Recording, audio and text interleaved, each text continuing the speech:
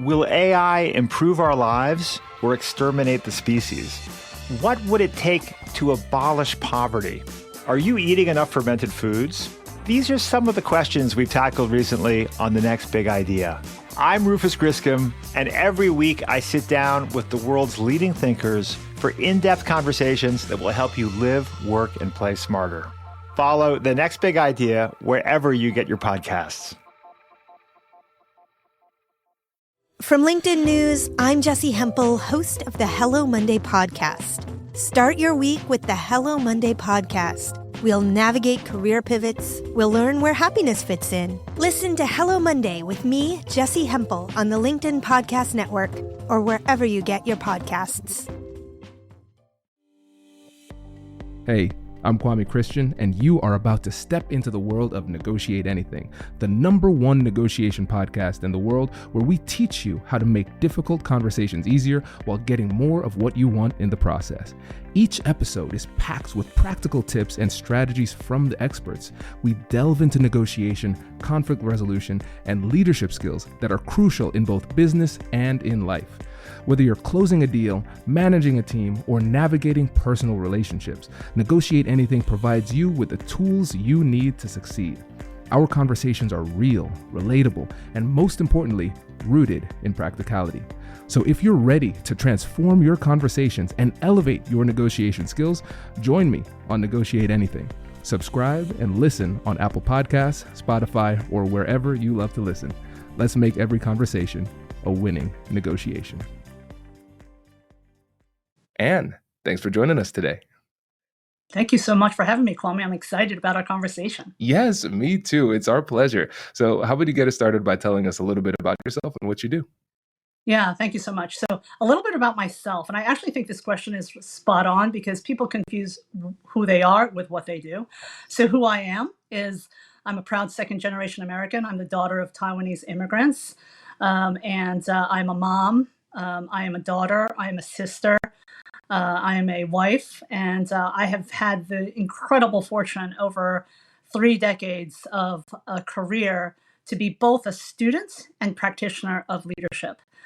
In my corporate career, which spanned over 32 years, I worked at AT&T, where I started out actually as a network engineer and then went on to have all told 17 different roles and 26 different bosses. And the role that I retired from AT&T out of was as the CEO of AT&T Business, which was the business at AT&T that served all business clients, small to large to global multinational. It was a $35 billion business with 35,000 people around the globe, and was a fantastic job. I had that role through COVID. Actually, I was appointed in 2019. Then the world changed, and it was wild and rewarding. Now I am in a phase that I call my rewirement. So I have not left the workforce by any stretch. I just stopped working for one company, and I'm living a little bit of the portfolio life. I serve on a couple of public boards, the Franklin Covey, 3M, and CSX. And I'm also a senior fellow and adjunct professor at Kellogg Northwestern. And I actually have just recently written my own solo book, and then I do keynotes like you. I think, Kwame, I'm like a mini aspiring you, is what I think I am. So. Oh, that is funny. And she has a sense of humor, everybody. And thank you. This is great. And we're so excited to have you here because you've had an incredible career and it continues to grow and continuing to serve people all over the world. And what's really inspiring about the work that you do is that it's grounded in leadership and you're constantly helping people to move forward. And I know that inclusion is important to you as well. And with this, I think it'll be a great opportunity for us to talk about your most recent book. And then we can talk about the negotiation and sales skills that will be necessary in order for people to lead in the way that you suggest in your books too. Yeah, absolutely. So Kwame, I will say, because it is an honor for me to be part of Negotiate Anything, is that I actually spent over half of my corporate career in B2B sales. So negotiation and the art of relationships is totally my jam. But let me get back to leadership and and kind of my view about that and inclusion. So the book that I've written, which is called Lead Bigger: The Transformative Power of Inclusion, is a leadership book. It is a book that strives to reframe inclusion and leading bigger simply as the mission to widen your perspectives to have greater performance and impact. End stop. That's it. I believe wholeheartedly that inclusion and the ability to lead inclusively is a core leadership competency of the modern world. And if you are not an inclusive leader, you will ultimately lose to someone who is, whether it's in the context of your customers, whether it's in the context of your investors and shareholders, whether it's in the context of having the best talent today and the best talent tomorrow. So it is a topic that I am super passionate about. My inspiration for writing the book is very much my point of view that inclusion is very much misunderstood. It's actually, this is a quote out of my book, inclusion itself has been made too small, stuck at the end of the DEI acronym, right?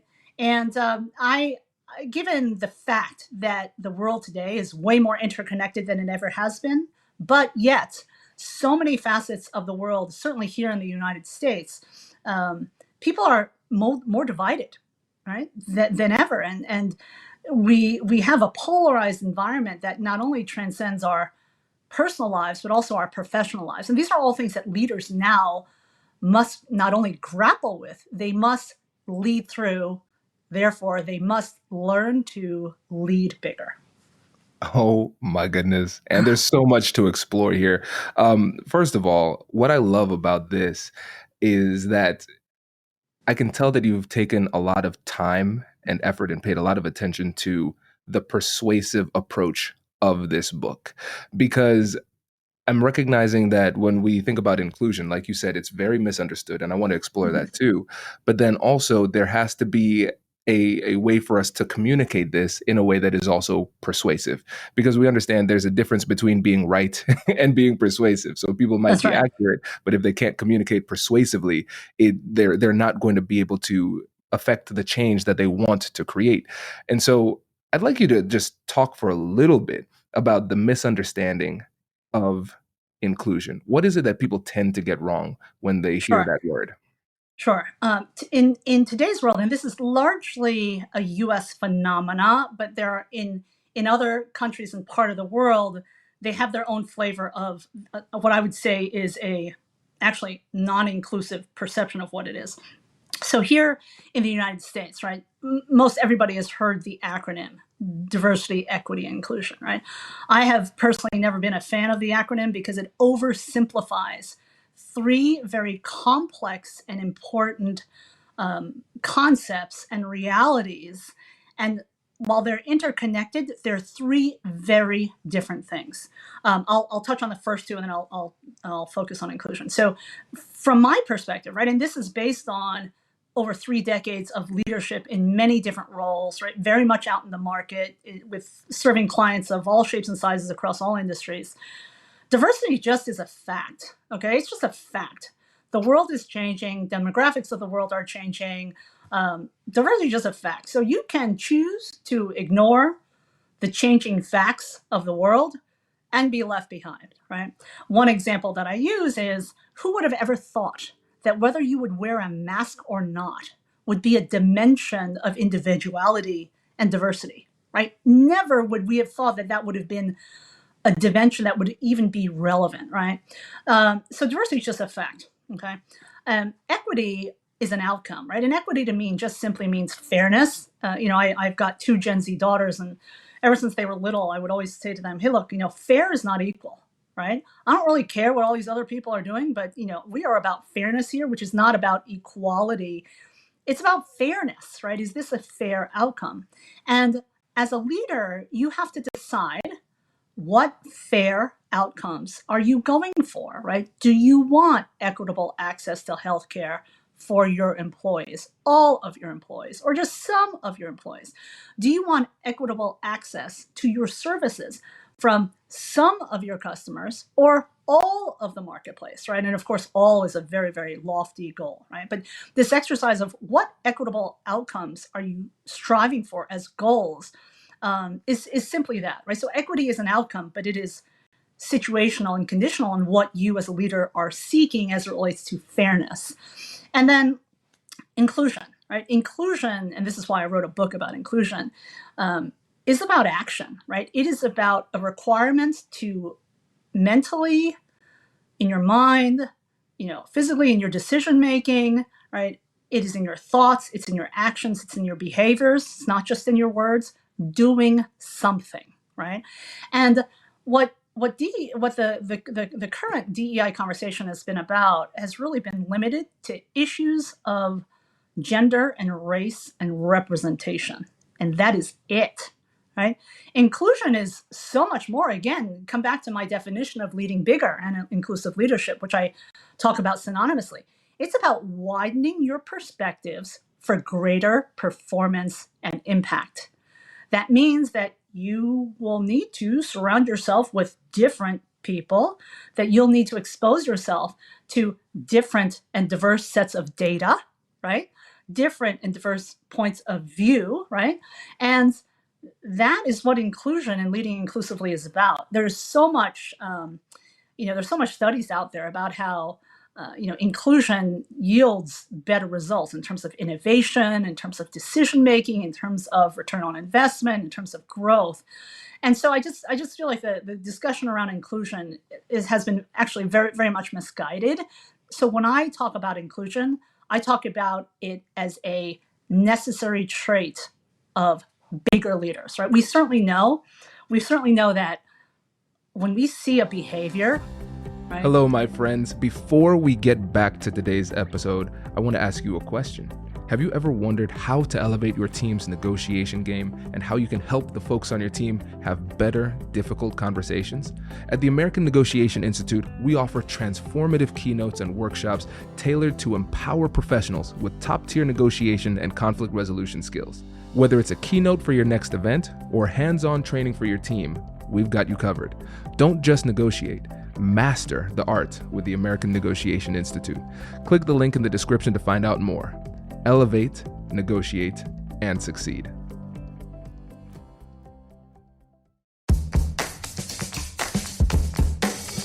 Hey you, I'm Andrew Seaman. Do you want a new job? Or do you want to move forward in your career? Well, you should listen to my weekly show called Get Hired with Andrew Seaman. We talk about it all, and it's waiting for you, yes you, wherever you get your podcasts. Hi, I'm Jonathan Fields. Tune into my podcast for conversations about the sweet spot between work, meaning, and joy, and also listen to other people's questions about how to get the most out of that thing we call work. Check out Sparked wherever you enjoy podcasts. And I would offer sometimes in mine, we're like, why is that leader behaving that way? That's like they're behaving so small, right? I wanted to assert a point of view, very, very practically speaking, on what is leading bigger. What is it that we need as a society, as a humanity, in any industry? We need bigger leadership now more than ever, right? And so that's kind of my view about inclusion. It's a little bit wordy, but I think setting that context, because this is not a conversation about DEI, it's about a conversation about leadership, which is the one thing that has transcended time, culture, history, race, ethnicity, right? Leadership is the one thing that has always propelled human progress. This is powerful, and it shows the power of definitions as well. Because if we just blew past DEI, diversity, equity, and inclusion, different people would have had different definitions based in large part on their perspective, on their biases, their lived experience, whatever it happens to be.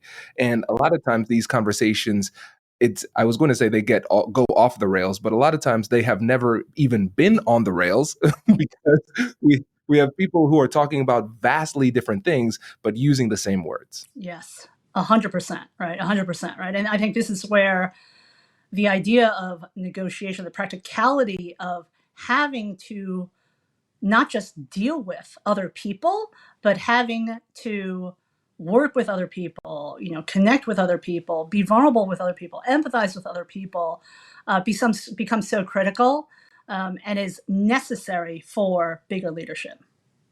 Agreed. Agreed. And this is a great segue into the persuasive approach that you utilized as you are describing this, because as we're talking, it's clear that you believe this. So Mhm. there's authenticity rooted in the approach, but also it is rooted in pragmatism and practicality. And you're utilizing language that business leaders can respect and understand. And especially when you think about the fact that a lot of times this is a very US based phenomenon. Both of us are in the United States, and it trickles into other countries in different ways. The terminology that you used at the beginning to describe your methodology is perfectly aligned with what business leaders in America would want to pay attention to. So it's about widening your perspective for greater performance and impact. Yeah, And if you don't figure this out, you will not win, you will lose to somebody who has. that's right. And in our society, it's about winning and losing, impact and outcomes. And when you put it in those terms, now people are paying attention. Yeah. Now they're saying, okay, I can get on with this. Yeah, I hope so, certainly, right? And the framework that I have, what I call my lead bigger framework, has three elements. And this is actually how the book is structured. It starts with work, then goes to workforce, then goes to workplace, right? And to your point, right? Leaders, business leaders, we are all in our roles because we need business done, right? I mean, there's a job to be done, right? The work comes first, right? I think we're naive if we think that it doesn't, right? Even if you're leading a nonprofit or you're, leading the PTO as a volunteer, right? The parent teachers organization or whatnot. There is still a job to be done. There is still work to be done. So for me, it starts with the work, right? And sometimes I think people lose sight of, and this was my earlier comment about the current conversation in some circles being too narrow because it's about workforce representation. That is an element of inclusion. It is not enough, right? And I would argue that leaders need to start with the work. That's why you're all there, right? Yes, I agree. I agree. And now let's turn this into a bit of a coaching session. And so let's say people are listening and they want to create positive change in their workforce. Actually, I should say in their work, their workforce, and their workplace. And they're trying to figure out what skills they need. When you think about this through the lens of sales skills or negotiation skills, what are some of those skills that these leaders will need in order to advocate for more inclusive policies within their work environments? Yeah, no, it's a great question, right? And I will share a comment, and I think we both of us are on the same page with this. I've spent over half of my career in business to business selling, and so that's given me such an inside point of view of how to work with all different kinds of people in all different kinds of roles, in stated leadership roles and chosen leadership roles. And so I am very opinionated about this, right? I actually happen to believe that life is largely about sales, also negotiation, right? I mean, they are part and parcel together. And ultimately, when you think about leadership, right, leadership is about getting people aligned together to do something and move forward, right? It's about getting the job done, right? Whether it's one person, two people, thousands of people, right? Whether it's even compelling, right? Whether it's compelling potential future customer base, whether it's going to seek for a different set of investors, right? Leadership is about compelling persons, right? People and individuals to do something in an aligned way. Okay. So that realization that you are working to compel people, if you were to ask me in my early career before all these fancy words came, in vogue, and what is the number one trait that you see in a leader, right? I would have told you, and I still feel this way today, is interpersonal flexibility, right? On this point of negotiation and sales and connection with others. Why? Because leaders realize that if they want to compel action and behaviors in others, they have to connect with people where they are. Not only that, they have to compel them to go where you want them to go, right? This is not just a workforce conversation. Again, it is very much a full stakeholder conversation: investors, shareholders, customers, current, future, community, right? Community members that are important to your mission and your cause, volunteers, right? So you have to think very, very strategically about connecting with people where they are and then compelling them to go where you ideally want them to go. So interpersonal flexibility is one. And then I think, I think there's, in order to do that, you have some very basic fundamental requirements of leadership characteristics, one being character, first and foremost, and then competence. Right. So I actually have, this is not necessarily in the book, but I have something I call the 7 C's, charting the 7 C's of leadership. I love alliteration, by the way. So the first 2 C's are character and competence. Right. Character is about your integrity, your values, your principles. Your competence, by the way, is, do you have the capabilities to do the job that you're in or aspiring to do? Character to me, in one person's humble opinion, it is what it is. I hate that term, but it is what it is, right? You have your character, I have my character. Ultimately, that character is not it doesn't change. It's in the core of who you are, right? Your values, your guiding principles, right? Your ethics. Competence, however, is situational, right?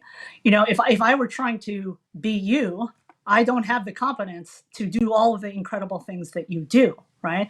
I'm suspecting that while I'm an old Gen Xer, I know you're a millennial, right? If we stuck you in a giant company in a big corporate job, my guess is you might not be that happy, nor would you want to even develop the competence to do that job, right? And this is actually a big difference, a big issue that leaders often confuse, right? Character it's a given. The person has it or they don't. And if they don't have what you want, you can't teach them that.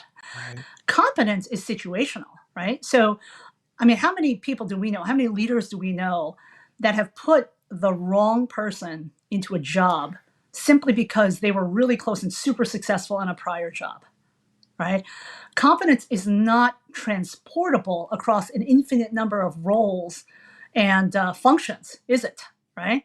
And so character and competence, however, are the foundation for trust, right?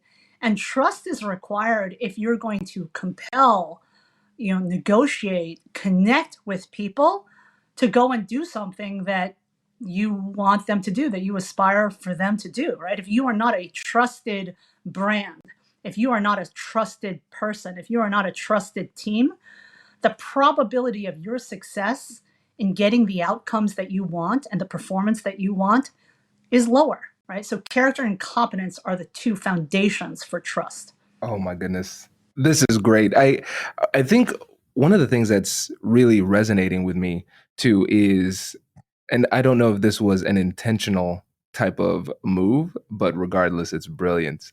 Because when you think about competence as one of the key characteristics of leadership, every leader would aspire to be competent, right? That's their ego would necessitate the fact that both they feel that they are themselves confident, and the people that are on their team and the people who are in their social circle both say that yes, you are competent.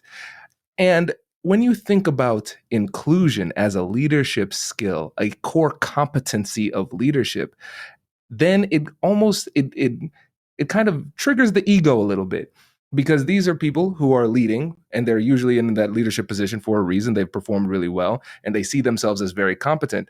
And then when you say, oh, wait a second, the business world has evolved.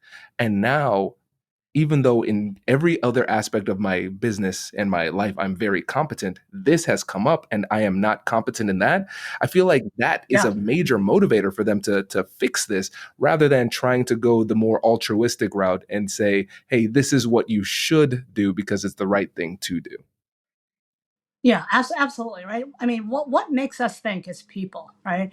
As leaders, aspiring leaders, as practitioners, as students of leadership, that everything in the world is changing, right? Technology is changing. The environment is changing. The world is changing, right? What makes us think that leadership should not evolve with the times, right? And this was, again, a big part of the inspiration for my book.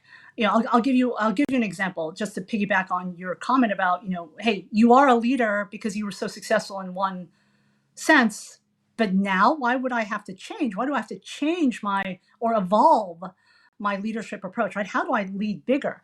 A perfect example is pre-pandemic and then post-pandemic as relates to hybrid work, right? Pre-pandemic, you had teleworkers, you had people going, where going to work was a physical thing, all right? What the world learned throughout the pandemic was that there's actually a lot of work that you can do without having to go to work and go to an office, right? Go to a location. And so such a huge portion of the world went flex work, right? Hybrid work, right? Or even virtual work for many, many people. What we see now, 4 or 5 years after the pandemic, is a move by some leaders to return to the office, right? RTO. Let's go back to work. Wait a second. We've been working this whole time, right? And some leaders have grown up in an era where they can lead if people are physically under their thumb in office buildings, right? Or in branch locations or whatever. But we proved that a bunch of things can get done not physically together, right? So what's that now require? It requires that bigger leaders think very differently about how to use locations, right? Presence. When do we need to be present together physically? When do we need to be present together like you and I are now, synchronously but digitally, right? Very, very effective. And what can be done asynchronously, which has nothing to do with presence or time, but it just needs to get done, right? These are other dimensions of leadership now that I would offer have not yet elevated to the consciousness of most leaders today, right? And you can see it in company headlines about this, what I call a tug of war between employers and employees about what it should be, when in my humble view, leading bigger is about developing it together, the best performance, right? But it puts more work on leaders to explain why you might need to come into the office for 3 days, right? And it can no longer just simply be, you got to come in for 3 days just because, right? It's about inclusively connecting with each other, coming together for the best outcome. The office now needs to be used as a tool, which means that leaders have to actually do something different, right? I have so many friends across many different companies who work for organizations that are in this struggle. And one of the number one complaints I hear is, I'm spending all this time and money on commuting, and then I'm getting into the office or the location. There's no desk for me, and I wind up on calls all day long, right? So presence does not guarantee performance. Presence doesn't certainly guarantee engagement. In fact, I think it's backfiring in certain organizations when they haven't really figured this out, right? That this is actually an opportunity for leaders and their people to develop what they want their workplace to be. So, this is incredibly exciting because I know that there are a lot of people who are listening to this, and there's going to be some people who say, I never thought of inclusion in this way. I was already on board, and now I have a new paradigm, and there's a new approach for me. My perspective has widened, and that's beneficial. And now I think there's some people who were completely off the board, right? They were just saying, hey, listen, this is not my thing. And perhaps they were listening to people who are saying that DEI is divisive. And depending on how it's implemented, it could be potentially. Yes. But, there is a bias against that acronym itself now. And so they're saying, okay, this is a core leadership competency. I want to evolve. I want to be better. So, and for those people, what would you say is a good starting point for them if they want to improve their ability to be an inclusive leader? Yeah, so I'll give a couple just as almost little teasers for the book, because obviously I wrote a bunch of pages about it. So I'll do my best to try to synthesize. So I'll give you one on work. I'll start with work, and then I'll go to workforce and then workplace. On work, the first chapter of my book starts with purpose. Okay.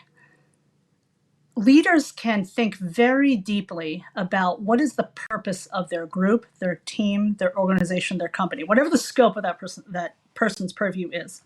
Because a bigger leader's job is to advance meaningful work. The question is, are the people in are your stakeholders viewing your work as meaningful, right? What is the purpose of your team, right? What would happen if your team went away tomorrow, right? And these are, this is kind of the way that I approach the book, which is a couple of prompting questions, and I'm intending for it to be very practical to help people with that. So to start leading inclusively, you've got to start with your work, and you've got to start with purpose and values, right? What I find, again, as the mom of two Gen Z daughters, who one is in the workforce, one will enter hopefully after graduation this year, is the emerging workforce, the younger workforce, no longer will tolerate working for organizations where their purpose and values are misaligned. They just won't. They've grown up in a world that is highly transparent, right? That is very fluid, and there's almost no such thing as this idea of doing what I did, which was work in the same industry with the same brand for 3 decades. Right? It's just not even an aspiration, right? So purpose and values are foundational, and if you don't know what they are, and you don't know what your people don't know what they are, and you can't articulate them, you must start there. It is about the work itself. Okay, let me go to workforce. Workforce. I'm just going to give a little tiny bit here because it's quite nuanced. But one of the tenets around inclusion, right, is this idea of different perspectives, right? I mentioned to you earlier about one of the key leadership characteristics being interpersonal flexibility, right? Which means you're going to go connect with that person where they are, and you're going to work hard to understand them and empathize with them and care about them because you want them to do something, right? So you have to and you need to do all of that to compel them to action, right? Whether it's compelling a competitor's customer to switch service to yours, whether it's to compel a skeptical investor to give you a good rating right after a weak earnings call, whether it's trying to recruit some top talent, right, that you haven't in the past had access to, right? So this two-way point of view from a leadership standpoint is really important. I have always viewed the workforce, my people, to be something that is it's vital. It must have energy. It must have a life force. It is ongoing and ever going. So I have worked hard throughout my career to think about what some people would call the employee life cycle. It's a word that I don't particularly like because it indicates a beginning and an end. More about the life force, the vitality of your workforce, right? Today, with social media, a disgruntled employee can take you down, right? A disgruntled employee or disgruntled customer can take you down, right? And really negatively impact your brand value, right? So you have to think much more comprehensively about the people who are in your organization, whether they stay for a year, 6 months, or 20 years, right? And think about every stage of their evolution with you, not only from your point of view, right? Yeah, I want productivity and I want engagement, but from their point of view, which is they want to contribute, they want to be recognized, right? This is hard work, but this is what inclusion is all about. And then on workplace, I'll just reinforce what I mentioned earlier using the return to the office, back to the office example, which is flexibility is king here. Not only your interpersonal flexibility, but are you developing a workplace? And when I say workplace, I mean the overall work environment. Mm-hmm. I use workspaces to refer to the actual physical where people work, whether it's in their car, at their home, at an office site, at a manufacturing plant, or whatever. So the overall workplace is one that flexibility is key. Back to the point of Gen Zers. I have some of my daughter's friends who their requirement for a workplace is not simply around the salary. Is it hybrid or not? Right. And there are more and more people who are like, I'm not going in anywhere 5 days a week. Right. I will go in 3 days a week, but for me and my life, right, my job has to fit into my vision of my career, which fits into my life. Right. I know when I was coming up as a professional, that was not the case at all. You had your professional life and you had your personal life, and they were separated by a commute. Right.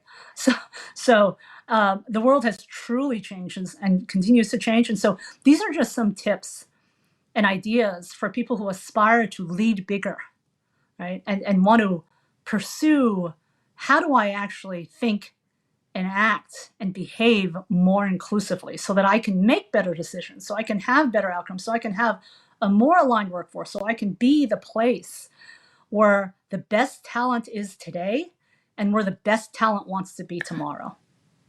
This is incredible. It's almost as if you've written a book on this or something. Yeah. This is so good. And Thank you. I think one of the back to what you said at the beginning, we've made inclusion too small, because Mhm. what's interesting, again, when you think about the biases associated with the terms DEI, we think about race, gender, and now when we're thinking about inclusivity in general, what's interesting is we've talked about the intergenerational workplace, we've talked about just general work preferences, values, That's right. all of these types of things, and we recognize just how complex leadership has become. That's right. But what's brilliant about your approach is that you've given us a North Star. You've given us a guiding light. We're focusing on productivity. We're focusing on making the team more effective, which are core fundamental business tenets. And now we can see very clearly the nexus between inclusivity and better work outcomes. Yeah, absolutely. Right. And it is about performance, right? That's actually the third chapter in my first section of work, because you are a business, you are an organization. Your performance is measured in the eyes of your different stakeholders, right? It could be your investors, your customers, it could be your co-partner, whatever the case may be, right? So you have to get great clarity about the prioritization of your stakeholders and what they view as successful performance, right? And having been an engineer, at least the foundation of my education, you can't improve what you can't measure, right? So the performance must be measured in metrics that are trackable over time, right? And I think this is where some of the misperceptions of what inclusion is that it's like a squishy kind of thing. It is completely not at all, right? In my mind, right? And a question that I sometimes get is, Anne, what was it that you did, in your career to be so quote unquote successful? And Kwame, I would tell you, I learned to lead bigger, right? This book is the key, almost like the framework, the outline of how I approach leadership. It's not at all a memoir, by the way, right? Of course, I tell some stories here and there, but it is how I led, and I still aspire to lead today, right? And one of I think my superpowers is the ability to spot talent, which is also the ability to spot the anti-talent. I don't know. I was about to use a not very nice word. Okay, but and I think it's largely because I have become a very people-centric, relationship-centric person, and every business is a people business, right? That is actually one of my foundational leadership beliefs, which is every business is a people business, which is why your ability to negotiate, your ability to sell, your ability to connect with others, right? Your ability to create an environment of belonging for those in your ecosystem, minimally your employees, right? But certainly your suppliers, your partners as well, right? You want them connected to your brand and your company. These are all aspects and imperatives of bigger leadership today, right? Because we certainly, sadly, right, all you have to do is look on social media, listen to the news, and you see lots of signs of small leadership. Yeah. So it's time to lead bigger, and we can all do it. I agree 100%. And this is a great place to start with your book, of course, Lead Bigger. And before you go, can you please let the listeners know again about the book and how they can get in touch? Yes, absolutely. So you can find more about my book on my website, which is www.theandchow.com. That's where you can engage with me. I'm also on LinkedIn and Chow, as well as on Instagram, as well as on X. And so you can find me in all of those places. The book is available starting on September 10th. And so that is it's being published by Simon & Schuster, and I am just thrilled to be able to share it with Kwame, you and all of your listeners and viewers, and hopefully the whole world eventually. Yes. And we love being a part of that. And thank you so much for joining us. We really appreciate it. Thank you so very much. It was my pleasure. Congratulations! You've just joined an elite club. By listening to a full episode, you're now officially on the Negotiate Anything team. So welcome aboard. What most team members do is they subscribe to the podcast because that allows them to automatically get the latest episodes of the show. The best things in life lie on the other side of difficult conversations. Keep learning, keep practicing, and keep getting better. Your relationships will improve, your career will soar, and you'll have the confidence you need to get the most out of these crucial conversations. Again, thank you for joining the team. We're excited to have you, and I will see you in the next episode. I'll catch you later.